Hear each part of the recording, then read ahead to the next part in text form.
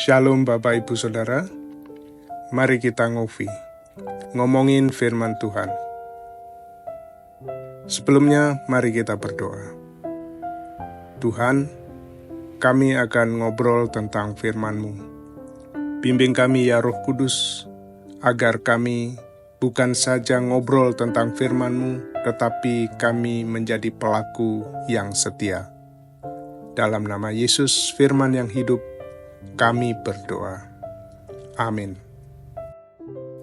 Hari ini kita ngopi dari Kejadian 39 ayat 1 sampai 6. Adapun Yusuf telah dibawa ke Mesir, dan Potifar, seorang Mesir, pegawai istana Fir'aun, kepala pengawal raja, membeli dia dari tangan orang Ismail yang telah membawa dia ke situ. Tetapi Tuhan menyertai Yusuf, sehingga ia menjadi seorang yang selalu berhasil dalam pekerjaannya. Maka tinggallah ia di rumah tuannya, orang Mesir itu. Setelah dilihat oleh tuannya bahwa Yusuf disertai Tuhan, dan bahwa Tuhan membuat berhasil segala sesuatu yang dikerjakannya, maka Yusuf mendapat kasih tuannya, dan ia boleh melayani dia. Kepada Yusuf diberikannya kuasa atas rumahnya, dan segala miliknya diserahkannya pada kekuasaan Yusuf.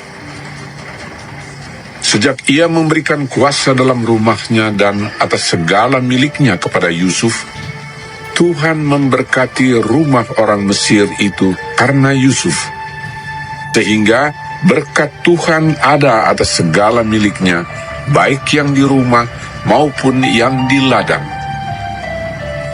Segala miliknya diserahkannya pada kekuasaan Yusuf, dan dengan bantuan Yusuf, ia tidak usah lagi mengatur apa-apapun selain dari makanannya sendiri. Demikian firman Tuhan, berbahagialah setiap orang yang mendengar dan melakukannya. Nats kita pada hari ini ialah dari ayat yang ketiga. Setelah dilihat oleh tuannya bahwa Yusuf disertai Tuhan, dan bahwa Tuhan membuat berhasil segala sesuatu yang dikerjakan. Penyertaan Tuhan kepada Yusuf dan berkat yang diberikan kepadanya membuat segala yang dilakukannya berhasil, sehingga ia dipercaya oleh Potifar untuk menjadi manajer di istananya. Nats kita ini ada dalam konteks kehidupan Yusuf sebagai seorang hamba di rumah Potifar, seorang pejabat Mesir. Meskipun dijual sebagai budak oleh saudara-saudaranya, Yusuf naik ke posisi yang disukai di rumah tangga Potifar. Keberhasilan Yusuf dikaitkan dengan kehadiran Tuhan yang selalu ada bersamanya, yang menunjukkan bahwa kebaikan dan bimbingan ilahi dapat menuntun pada keberhasilan bahkan dalam keadaan yang sulit, yaitu dalam posisi sebagai budak. Jika hanya bagian ini yang kita dengar dan kemudian kita ingin mengalami hal yang sama, bahwa segala sesuatu yang kita lakukan akan menjadi berhasil, maka kita salah. Kalau mau mengambil prinsip Alkitab dari kisah Yusuf, kita harus melihat seluruh konteks kehidupannya. Apakah kita juga mau untuk dibuang di dalam sumur, dijual sebagai budak, difitnah dan masuk penjara? Sebenarnya prinsip Alkitab yang dapat kita terapkan dari kisah Yusuf, salah satunya adalah Allah turut bekerja dalam segala hal untuk mendatangkan kebaikan bagi mereka yang dikasihinya, yang dipanggil sesuai dengan rencana Allah.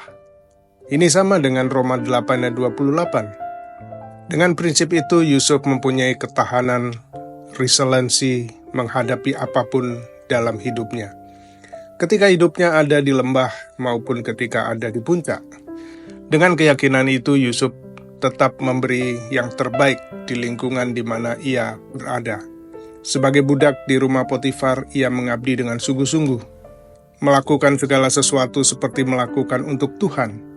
Dengan sikap itu, dia dipercaya oleh Potifar. Ketika dalam penjara, ia juga menjadi tahanan yang berprestasi.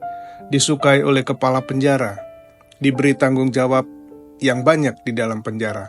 Dia selalu percaya bahwa Tuhan punya rencana dan tugasnya hanya melakukan apapun yang dipercayakan kepadanya seperti melakukannya untuk Tuhan. Bahkan ketika istri Potifar mencobai dia, Yusuf berkata, "Dengan bantuanku, tuanku tidak lagi mengatur apa yang ada di dalam rumah ini.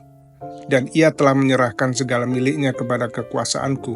Bahkan di rumah ini ia tidak lebih besar kuasanya daripadaku. Dan tiada yang tidak diserahkan kepadaku selain daripada engkau, sebab engkau istrinya. Bagaimana mungkin aku melakukan kejahatan yang besar ini dan berbuat dosa terhadap Allah?" Yusuf memiliki pemahaman yang benar terhadap dosa, bahwa dosa adalah kekejian terhadap Allah. Allah berdaulat, Allah melihat dan mengetahui segala sesuatu. Itulah yang menjadi prinsip hidup Yusuf. Saudaraku, kita adalah orang-orang yang dipanggil sesuai dengan rencana Allah. Jelas kita dipanggil untuk menjadi anak-anaknya, dibentuk untuk menjadi serupa dengan Kristus. Tetapi saat ini, di dunia ini, Tuhan memberi kita tugas yang unik. Apapun tugas yang kita emban, mari kita praktekkan prinsip-prinsip hidup Yusuf. Hidup benar di hadapan Tuhan, dan melakukan pekerjaan kita dengan maksimal seperti kita melakukannya untuk Tuhan. Melakukan pekerjaan kita sesuai dengan kehendak Tuhan tidak akan selalu mulus, justru akan ada banyak tantangan. Tetapi tetaplah lakukan kehendak Tuhan. Percayalah Tuhan akan meninggikan saudara pada waktunya. Mari kita berdoa. Tuhan, kami percaya bahwa kehadiran dan kesetiaan-Mu tetap untuk selama-lamanya. Bahkan dalam kehidupan kami yang sulit sekalipun. Kiranya Roh Kudus selalu mengingatkan kami untuk hidup dengan integritas dan memberi yang terbaik dalam pekerjaan yang Tuhan percayakan di dunia ini, walaupun banyak tantangan.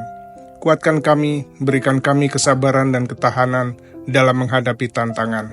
Kami tahu Tuhan akan meninggikan kami pada waktunya. Di dalam nama Yesus, Tuhan yang hidup, kami berdoa. Amin.